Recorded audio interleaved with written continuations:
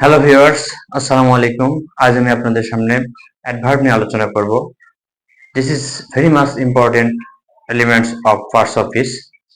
আজ এটা খুবই গুরুত্বপূর্ণ একটি পার্টস অফ স্পিচের উপাদান। আজকে দেখেন আমরা অ্যাডভার্বটা কি? ভার্বের দোষ গুণের পরিমাণ যার দ্বারা প্রকাশ করা হয়। যে ওয়ার্ড দ্বারা ভার্ব, অ্যাডজেক্টিভ এবং অ্যাডভার্বেরই দোষ গুণ এর পরিমাণ প্রকাশ করা হয়।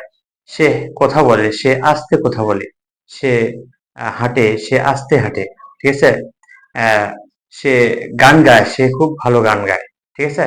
এই দোষ গুণের, সে সুন্দর, সে খুবই সুন্দর, এই গুণের দোষ গুণের যে পরিমাণ যে ওয়ার্ড দ্বারা প্রকাশ করা হবে তাকে মূলত বলা হবে অ্যাডভার্ব বা ক্রিয়া বিশেষণ। অ্যাডভার্বকে মূলত আমরা তিনটি ভাগে ভাগ করতে পারি, প্রধানত তিন ভাগে ভাগ করা যায়। নাম্বার ওয়ান, সিম্পল অ্যাডভার্ব, যে অ্যাডভার্ব দ্বারা নাউন বা প্রোনাউনের দোষ গুণের পরিমাণ প্রকাশ করে, ঠিক আছে? যে অ্যাডভার্ব দ্বারা কি করা হয়, নাউন বা প্রোনাউনের দোষ গুণের পরিমাণ প্রকাশ করা হয় তাকে বলা হবে সিম্পল অ্যাডভার্ব। Simple adverb. আচ্ছা, নাম্বার টু, ইন্টারোগেটিভ অ্যাডভার্ব। যে অ্যাডভার্ব, সিম্পল অ্যাডভার্ব গুলো কোনগুলো হতে পারে দেখেন, she looks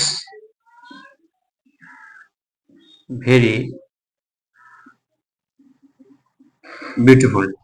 তাহলে she looks very beautiful, সে দেখতে খুবই সুন্দর, এই ভেরিটা হচ্ছে আমাদের কি সিম্পল অ্যাডভার্ব, ঠিক আছে? যে অ্যাডভার্ব দ্বারা কি হয়, যে দোষ গুণের পরিমাণ কোন ব্যক্তি, বস্তু বা প্রাণীর, অর্থাৎ নাউন বা প্রোনাউনের দোষ গুণ, সংখ্যা, পরিমাণ ইত্যাদি প্রকাশ করা হবে তাকে বলা হবে সিম্পল অ্যাডভার্ব। আর এটা নাম্বার টু, ইন্টারোগেটিভ অ্যাডভার্বের এক্সাম্পল দেখেন। ইন্টারোগেটিভ অ্যাডভার্ব, যে অ্যাডভার্ব দ্বারা কাউকে কোনো কিছু জিজ্ঞেস করা হয় অথবা কোনো ব্যক্তি বা বস্তু সম্পর্কে জানতে চাওয়া হয় তাকে বলা হবে ইন্টারোগেটিভ অ্যাডভার্ব। যেমন, what class do you read in, তুমি কোন শ্রেণীতে পড়ো? তাহলে এই হোয়াটটা হচ্ছে আমাদের কি interrogative adverb. Number three, relative adverb, যে অ্যাডভার্ব গুলো কি করা হয় সেন্টেন্সের অর্থ প্রকাশে, যে অ্যাডভার্বটা আমাদের সেন্টেন্সের মাঝে বসে কি করা হয়, অন্য কোনো অ্যাডজেক্টিভ এসে অন্য কোনো পার্টস অফ স্পিচের সঙ্গে সম্পর্ক তৈরি করতে সাহায্য করে, সংযুক্ত করতে সাহায্য করে, তাকে বলা হবে relative adverb.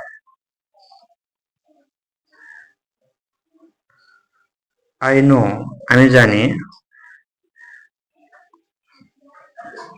What the reason of his ফেট,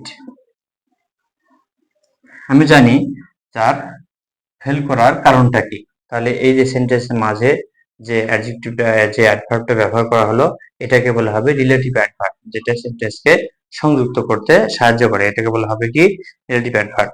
তাহলে আমি প্রথমে কি বললাম, যে সকল অ্যাডভার্ব ক্রিয়ার কাজ কিভাবে সম্পন্ন হয় বা নিষ্পন্ন হয় তা নির্দেশ করে তাকে অ্যাডভার্ব, সিম্পল অ্যাডভার্ব বলা হয়। আমরা ভার্বের কাজ কখন, কিভাবে, কোথায় সংঘটিত হয়, কিভাবে সংঘটিত হয় এটা বোঝানোর ক্ষেত্রে যে অ্যাডভার্বটা ব্যবহার করতে হয় সেটা হচ্ছে সিম্পল অ্যাডভার্ব। ইন্টারোগেটিভ অ্যাডভার্ব, যে অ্যাডভার্ব দ্বারা কোনো প্রশ্ন করা হয়, জিজ্ঞেস করা হয় তাকে বলা হবে ইন্টারোগেটিভ অ্যাডভার্ব। আর এটা কি রিলেটিভ অ্যাডভার্বটা কি, যে অ্যাডভার্ব দ্বারা আমাদের যে অ্যাডভার্ব সেন্টেন্সের মাঝে বসে অন্য কোনো পার্টস অফ স্পিচের সঙ্গে সম্পর্ক তৈরি করে তাকে বলা হবে কি আমার রিলেটিভ অ্যাডভার্ব। এখানে বলছে যে আমাদের যে অ্যাডভার্ব সাধারণত কি থাকে, ইন্টারোগেটিভ অ্যাডভার্ব গুলো যখন দুটি ক্লোজের মাঝে বসে, তখন সেটা adverb of related. When, how, where, why ইত্যাদি ইন্টারোগেটিভ অ্যাডভার্ব হলো যেগুলো যখন দুটি ক্লোজের মাঝে বসে তাদেরকে কি করে, যুক্ত করে। ইন্টারোগেটিভ অ্যাডভার্ব গুলো যে আমরা দ্বিতীয় নাম্বার যে শিখলাম যে ইন্টারোগেটিভ অ্যাডভার্ব, এই ইন্টারোগেটিভ অ্যাডভার্ব, যে অ্যাডভার্ব গুলো এই ইন্টারোগেটিভ সেন্টেন্সের শুরুতে যখন বসে সেটা ইন্টারোগেটিভ অ্যাডভার্ব। আর রিলেটিভ অ্যাডভার্ব হচ্ছে ওই ইন্টারোগেটিভ অ্যাডভার্ব গুলো যখন সেন্টেন্সের মাঝে বসে অন্য পার্টস অফ স্পিচের সাথে সংযুক্ত তৈরি করে, যুক্ত হয়ে থাকে তাকে বলা হবে রিলেটিভ অ্যাডভার্ব। ঠিক আছে বন্ধুরা, আজ এ পর্যন্তই ছোট্ট একটা ভিডিও। আপনারা সবাই লাইক, কমেন্ট এবং শেয়ার করবেন এবং আমার চ্যানেলটাকে আপনারা সাবস্ক্রাইব করবেন। লার্নিং ইংলিশ সেন্টার আমার চ্যানেলের নাম। আপনারা সবাই আমার জন্য দোয়া করবেন। আল্লাহ হাফেজ।